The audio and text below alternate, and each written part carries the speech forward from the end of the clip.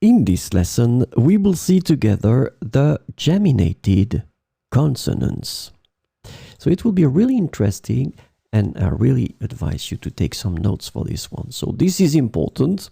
Just imagine that you have first one consonant, then after that you will have a here and then another consonant after. Well, look, you will not pronounce your vowel a in most of the cases. So the usually disappears after a single pronounced consonant. This is important, single pronounced consonant. So we'll take an example. Tu demandes.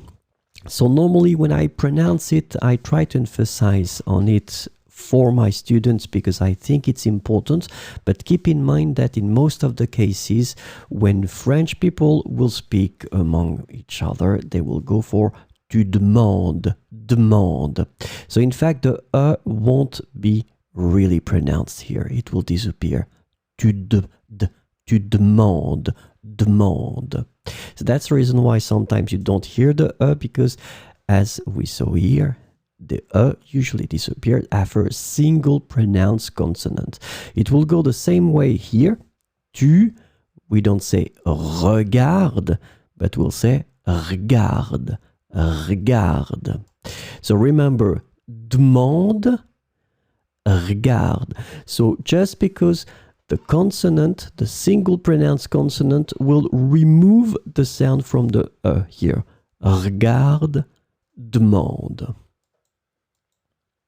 Now, just imagine that we have one consonant, another consonant, then a, and after that a consonant. Well, in that situation, you will pronounce a. So let's take some examples. So the is usually pronounced after two or more pronounced consonants. Il demande. So in that case, look, you've got N here, you've got D here, so clearly you've got two consonants before so you will pronounce it. Same situation here, you've got R and then you've got D. So it means that first pronunciation, that the one that you will do at the beginning, you will pronounce the first demande. But little by little, you will remove the first one, demande, but the last one must be there. Demande. Elle, first, you pronounce everything, regarde, and then little by little, the first will disappear. Elle regarde, but the last one is here. All right? Demande, regarde.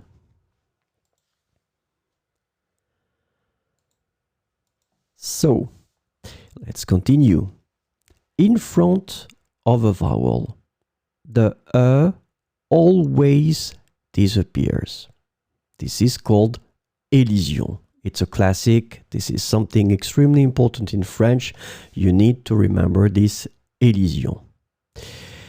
This elision appears in the spelling of monosyllabic words. We're talking about the short ones, the really short words like je, le, se, de, me, ne, te, se, que, etc. So in that case, it means that this will have to disappear when you do elision. And instead of you will put an apostrophe. So the in these words is replaced by an apostrophe. In that case here, you don't say je aime, you will remove and you will put this apostrophe. J'aime. Le aéroport, you will remove your and you put apostrophe l'aéroport. Je me appelle, you remove your you put the apostrophe je m'appelle. J'aime, l'aéroport, je m'appelle.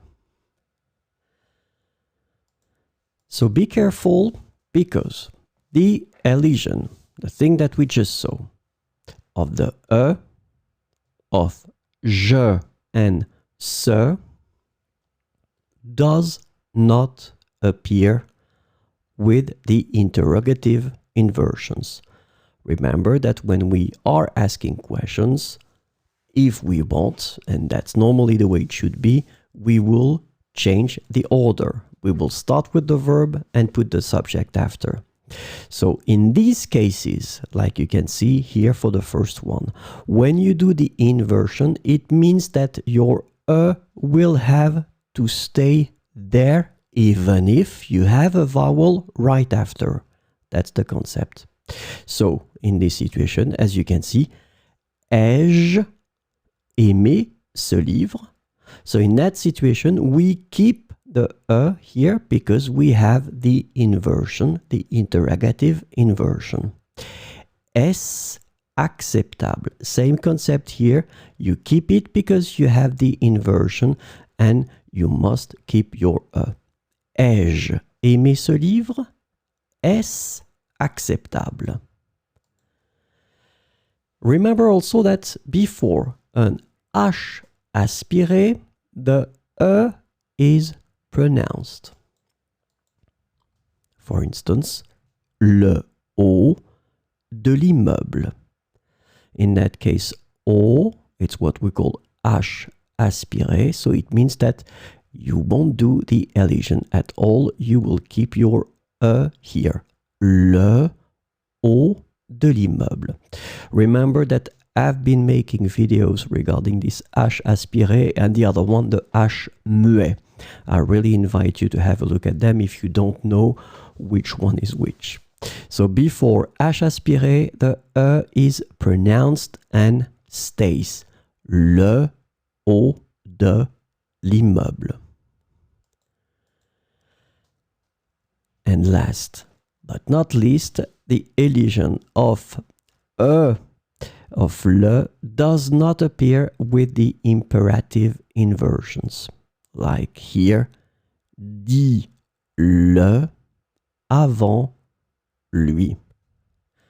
Dis-le avant lui. Same concept is here as we had for the interrogative inversion. For the imperative inversion in that case, because this is the pronoun complément d'objet direct, le, so it means that le, the will have to stay here and you don't do the elision.